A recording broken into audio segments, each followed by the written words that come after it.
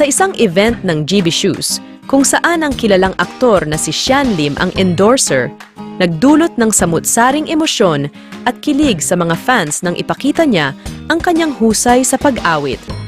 Ang kanyang song number ay tila nagbigay daan sa masusing pag-iisip at interpretasyon mula sa mga tagahanga ng tambalang Kim Shi, kung saan sina Kim Chiu at Sian Lim ay mas kilala.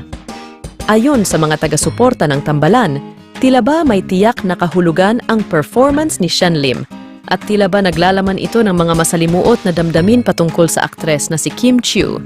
Sa mga nakakakilig na pahayag ng Kim Si fans, lumitaw ang teorya na tila ba ang performance ni Sian Lim ay isang espesyal na mensahe para kay Kim Chiu.